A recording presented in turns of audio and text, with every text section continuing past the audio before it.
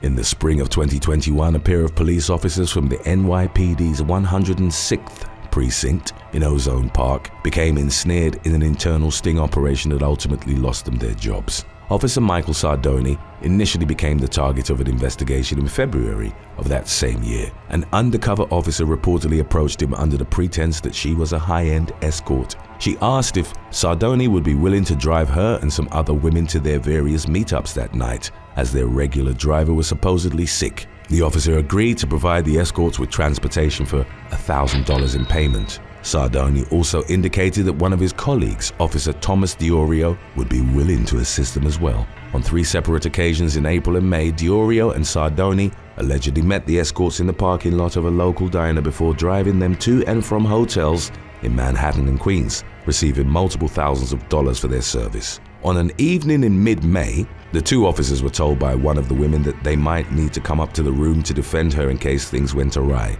Diorio and Sardoni reportedly agreed to the plan. Shortly thereafter, the cops received a text message indicating the woman's client was refusing to pay. They went up to the room to sort things out, and the uncooperative client ultimately acquiesced because he thought Diorio looked like a tough guy. One of the women then took several baggies which she identified as coke into the car with the policeman. Sardoni, who was once named Cop of the Month back in 2015, retired from his position when the details of his misconduct came to light. Diorio meanwhile faced a disciplinary hearing which culminated in his dismissal from the force. Number 6. Zoe Phillips and Andrew Perry.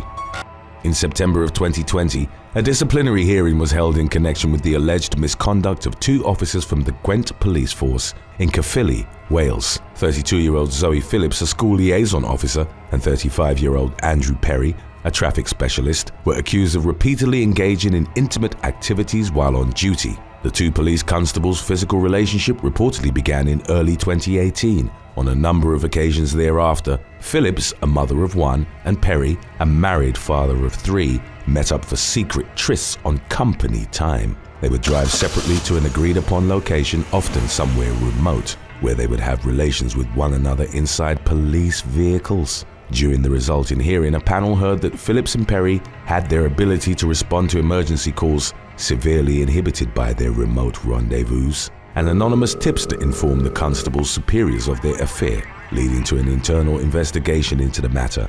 After their misconduct had come to light, Phillips and Perry resigned from the force. The disciplinary panel ultimately ruled that the pair's actions amounted to gross misconduct and consequently barred them from serving in law enforcement positions in the future.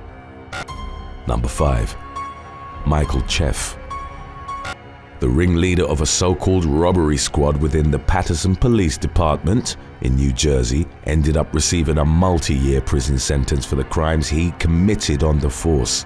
Michael Cheff, at the time in his late 40s, was a Paterson police sergeant who'd been on the job since 1996. He reportedly oversaw a group of officers who routinely violated the rights of citizens and robbed them under the guise of police procedure. As was detailed in court, Cheff's robbery squad would often stop and search vehicles without any justification before stealing cash and other valuables from the occupants. The corrupt officers would also seize money from random people on the street or in buildings around Paterson. The illegal activities continued without any suspicions being raised within the department because of Sergeant Cheff's willingness to cover for his subordinates. Cheff would submit inaccurate police reports that omitted or falsified the officer's actions. For his role in covering up the scheme, the man would receive a portion of the money stolen from innocent people. On November the 14th of 2017, Cheff personally joined 3 members of the robbery squad for an illegal seizure. The officers arrested an individual before going to their apartment and fraudulently obtaining a consent to search form by lying to the individual's mother. When the policeman rummaged through the apartment, the arrestee was left handcuffed in the patrol car. Cheff allegedly pilfered money and narcotics from a safe inside the residence. An internal investigation eventually led to the discovery of the robbery squad's activities. Cheff was consequently charged with conspiracy to deprive persons of civil rights and falsification of a police report, of which he was ultimately found guilty. The other members of the robbery squad were identified as Yudi Ramos, Daniel Pent, Jonathan Bustios, Matthew Torres, and Frank Toledo. They were each arrested and later entered guilty pleas. In September of 2022, Chef was sentenced to 33 months behind bars for his crimes. Number 4. Caitlin Howarth. 21-year-old Caitlin Howarth, a West Yorkshire police constable, was suspended in November of 2021 following the emergence of allegations that she had an affair with her married commanding officer, Chief Superintendent Daniel Greenwood, aged 38. The latter was likewise suspended, pending the findings of an investigation by West Yorkshire Police's Professional Standards Directorate. At the time, Howarth was reportedly working as a probationary officer. Anti-corruption detectives began investigating her after it surfaced that she'd previously dated a drug kingpin, now behind bars for dealing heroin. The young constable's family challenged reports that she was seriously involved with the criminal, claiming she'd only gone on one date with him. Howarth's uncle, Michael Chapman, told the press that she had no knowledge of the man's criminal activities during the course of their brief involvement. Nevertheless, her fling with the unnamed heroin dealer ultimately shed light on her affair with Chief Superintendent Greenwood as well. Updates provided in January of 2023 indicated that internal investigators from the West Yorkshire Police Force were still looking into Howard's relationship with her superior. Number 3. Rebecca Swanston. English policewoman Rebecca Swanston from Portsmouth, Hampshire, was dismissed from the force in November of 2012. The 28-year-old, it emerged, had been engaged in intimate relationships with suspected and known criminals in Southampton. An internal investigation found that Swanston had accessed intelligence from police information systems while based at Southampton Central Police Station. She then used that information to advise criminal associates about their notoriety and police tactics, thereby allowing them to avoid detection. It was later reported that at least 2 men had confided in Swanston about their criminal activities, including a machete attack, but she allegedly neglected to pass the information along to her colleagues. The accusations against Swanston had far-reaching consequences that extended beyond the termination of her career in law enforcement. The revelation of her corrupt activities reportedly led to a case against 2 suspected drug dealers being thrown out because her evidence had served as a key part of the prosecution's case. One of the dealers then went on to supply drugs to an individual who died after taking them. Swanston was fired after incriminating conversations with criminal associates were covertly recorded in her home. At Winchester Crown Court, she pleaded guilty to 3 counts of misconduct in a public office between January and October of 2012 and was consequently jailed for 3 years. Number 2. Shanton Harris, Kelvin Harris, and James Archibald. On October the 23rd of 2018, Florida officials announced that a trio of Miami police officers were facing federal narcotics charges after a citizen's complaint led to an FBI and internal affairs investigation.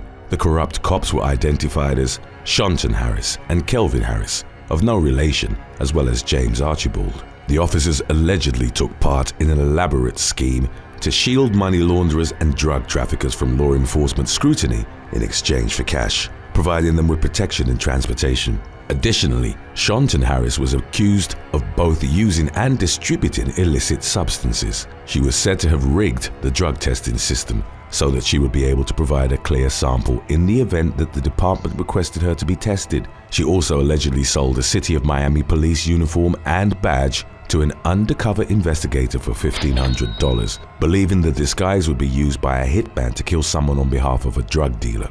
In a press conference, U.S. Attorney Ariana Fajardo-Orshan heavily criticized the officers' actions, saying they'd committed the very crimes that they have a duty to investigate, to report, and to help prosecute. Orshan went on to detail that Shanton Harris had received $17,000 for providing police protection to criminals, while Kelvin Harris received $10,000 and Archibald received $6,500. The 3 accused officers were charged with conspiracy to possess cocaine with the intent to distribute, attempted to possess cocaine with intent to distribute, and using a firearm during and in relation to a drug trafficking crime. They were each held in custody on $200,000 bonds. In April of 2019, a Justice Department press release revealed that Shanton Harris had been sentenced to 15.5 years in prison after reaching a plea deal with prosecutors. Kelvin Harris and Archibald brought their cases to trial, where they were both ultimately convicted. Harris received a prison term of 27.5 years,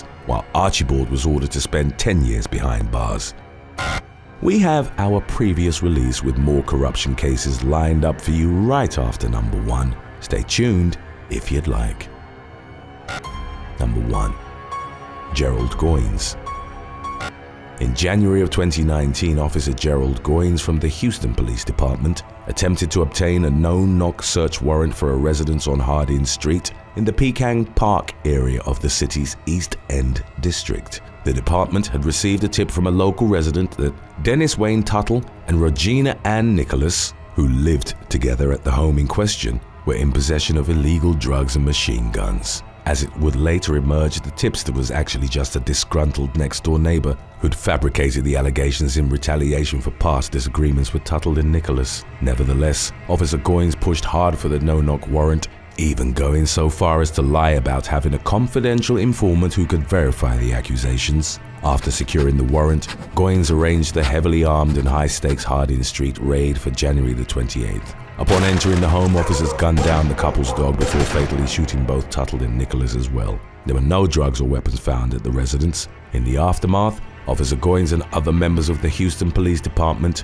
faced heavy backlash for the raid, with the Houston Chronicle describing the incident as one of the worst scandals to hit the HPD in years. During the summer of 2019, a grand jury indicted Goins on 2 counts of felony murder, as well as counts of making false statements and depriving the victim's constitutional right to be secure against unreasonable searches. As a direct result of the controversy, Houston police conducted a systematic review of approximately 14,000 cases, which had been handled by the officers in Goins' unit. Houston man Frederick Jeffrey had previously been sentenced to 25 years behind bars for possessing 5 grams of methamphetamine. Following the Hardin Street raid fiasco, Jeffrey was released from prison after it was determined that Goins had falsified evidence and perjured himself to secure a conviction in the case.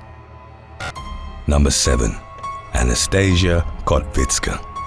On March the 14th of 2022, officials at a refugee border crossing in Hungary detained the wife of a former Ukrainian politician on suspicion of smuggling millions of dollars in undeclared cash. Model Anastasia Codvitska, whose husband Igor Kotvitsky formerly served as a member of the Ukrainian parliament, was found with several suitcases containing upwards of $28 million while attempting to leave the war-torn country and enter the neighboring Hungary. A Ukrainian media publication reported that Kotvitska had been traveling with 2 Hungarian citizens and her mother when the group was stopped at a customs checkpoint in Glock. Upon the interception of the cash, which had reportedly been stuffed inside of 6 suitcases that were then packed into a minivan, the State Bureau of Investigation opened a criminal case against Kotvitska. The model was accused of knowingly trying to smuggle undeclared money out of the country. Igor Kotvitsky, who in the past had been one of the wealthiest politicians in Ukraine, publicly denied reports of his wife's detainment and maintained that all of his money was still held in Ukrainian banks. He further claimed that Kotvitska had been leaving the country in order to give birth to their child and not in the furtherance of some corrupt financial ploy on his part. The incident caused particular concern among Ukrainian officials as it occurred in the context of growing fears that the country's wealthiest citizens might attempt to smuggle their money abroad to evade capital flight curbs and taxes. Number 6. Shireen Kashif.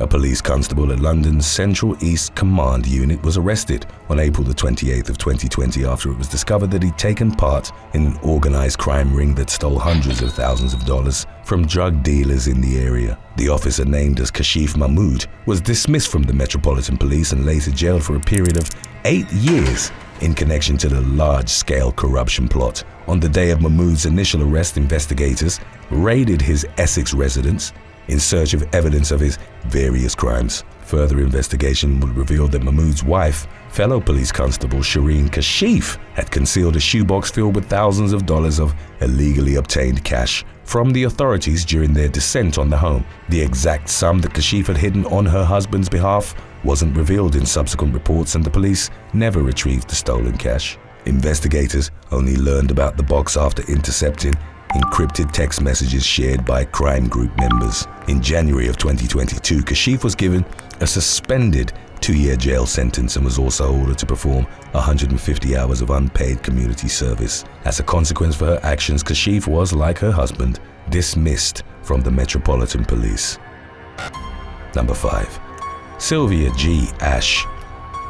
In 2018, the former chief executive of the Municipal Credit Union, headquartered in New York City, pleaded guilty to stealing nearly $10 million from the financial institution, which consisted of roughly 500,000 members. As was later discovered by federal investigators, the suspect, Cam Wong, had been aided in the large-scale theft by a powerful and influential ally. Justice Sylvia G Ash of the New York Supreme Court, who also reportedly served on the Municipal Credit Union Board of Directors, was alleged to have abused her judicial authority in order to cover up Wong's long-running financial crimes. According to a criminal complaint, the 62-year-old judge took repeated steps to obstruct the federal investigation linked to Wong's embezzlement scheme.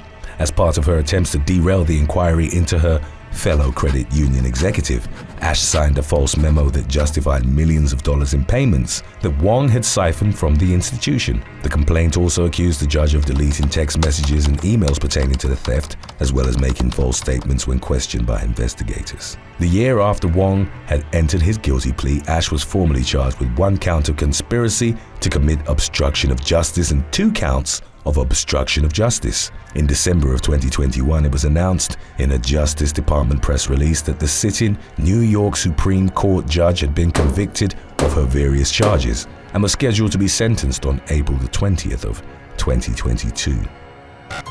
Number 4. Operation Guard Shack. In the early morning hours of October the 6th of 2010, dozens of FBI tactical teams dispersed throughout the island of Puerto Rico as part of a massive anti-corruption operation. The federal law enforcement agents, many of whom were members of SWAT and hostage rescue teams, conducted a series of sneak attack arrests under the cover of darkness. As the massive operation unfolded, more than 89 members of the Puerto Rico Police Department and the Puerto Rico Department of Corrections and Rehabilitation were taken into custody. Codenamed Operation Guard Shack, it was the largest corruption crackdown in the FBI's history up to that point and marked the culmination of a 2-year investigation into allegations of drug trafficking by Puerto Rican law enforcement officials. During a press conference held in the aftermath of the pre-dawn raids, U.S. Attorney General Eric Holder revealed that the operation had led to more than 130 arrests in total, which included 2 U.S. Army soldiers and 30 Puerto Rican civilians who were also accused of corruption to varying degrees. Holder also detailed how the defendants charged in the sweeping federal indictments had allegedly provided security during more than 100 undercover drug transactions in exchange for cash payments. As the legal proceedings progressed, 131 defendants either pleaded guilty or were convicted of the charges levied against them. The final prosecution associated with Operation Guard Shack occurred in January of 2013 when 3 men, including 2 former police officers, were found guilty of aiding in the widespread corruption. Number 3. Yona Metzger. In 2013, Yona Metzger became the subject of a corruption investigation while serving as the Ashkenazi chief rabbi of Israel, a position of supreme religious authority traditionally held by an individual of European Jewish heritage. Lahav 433, an Israeli crime-fighting organization, dispatched their National Fraud Investigations Unit to conduct a raid of Metzger's residence and offices. The mobilization followed allegations that the rabbi had pocketed thousands of dollars in donations meant for various non-governmental groups. This marked the 2nd time Metzger had been subjected to an inquiry concerning financial fraud. Back in 2005, Israeli police formally investigated the rabbi as he'd been suspected of accepting unauthorized benefits from a Jerusalem hotel. Due to a lack of sufficient evidence, the Israeli Attorney General ultimately chose not to seek a criminal indictment against Metzger, and the investigation was consequently closed. In spite of his acquittal, many of Metzger's rabbinic associates sought to have him impeached as chief rabbi. Metzger ended up serving a self-imposed 3-year suspension before returning to office in early 2008. The renewed accusations of misconduct that emerged in 2013 reportedly stemmed from instances in which the rabbi had stolen non-profit donations for personal use. Metzger's indictment detailed how he'd also allegedly taken bribes meant to influence his opinions on the religious matters he was meant to oversee as chief rabbi. In 2017, he pleaded guilty to bribery, tax fraud, and interfering in the trial process and was consequently sentenced to 4.5 years in prison. Number 2. Vili Mahe Tokolo. Vili Mahe Tokolo was arrested in 2019 after it emerged that he'd operated as an informant for the criminal underworld over a 15-month period while working as a police officer in Auckland, New Zealand. The investigation into Tokolo's corruption uncovered that the 30-year-old had regularly accessed the police's National Intelligence Application System to obtain confidential information that he would then leak to members of organized crime groups. The police database, referred to as the NIA, holds a considerable amount of personal information belonging to more than 2 million people, which accounts for an estimated 40% of New Zealand's population. Among the sensitive material that the corrupt officer had reportedly leaked to his criminal associates was information regarding a law enforcement operation that had been targeting a multi-million-dollar Mexican drug deal. In exchange for serving as a mole for some of New Zealand's most infamous criminal offenders, Tokolo was reportedly rewarded with generous cash sums that totaled approximately $70,000. Investigators discovered more than 20,000 suspicious inquiries that Tokolo had made in the police's database, including information about 34 individual police officers. In December of 2019, Tokolo's trial was held at the Auckland District Court. He ultimately pleaded guilty to a charge of accessing the NIA for a dishonest purpose and was consequently sentenced to 2 years and 2 months imprisonment. A year into his sentence, it was reported that Tokolo had been granted parole. Number 1. The death of Sean Suter. On November the 15th of 2017, police detective Sean Suter was fatally shot at point-blank range while conducting a homicide investigation in West Baltimore, Maryland. The city's police commissioner, Kevin Davis, detailed during a subsequent press conference that the victim, an 18-year veteran of the force, had been fired upon with his own service weapon, which he'd lost during a struggle with his assailant. Moments before he was killed, the officer had sent a radio transmission indicating that he was in distress and required assistance. Footage captured by a private surveillance camera showed Suter's partner calling for help shortly after he'd been shot.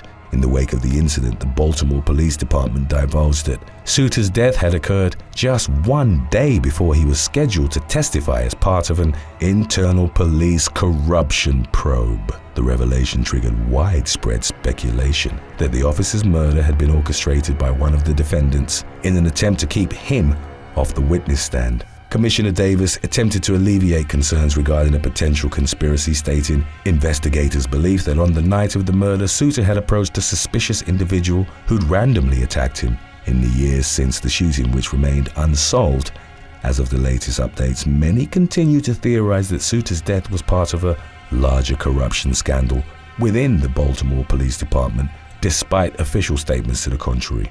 In 2021, HBO released a documentary titled The Slow Hustle, which delved deeper into the mysterious incident and the persistent conspiracy theories associated with it. Thanks for watching. Would you rather get pulled over by a corrupt cop who attempts to entrap you, or have a college professor in your major who holds you to a higher standard than your classmates? Let us know in the comments section below.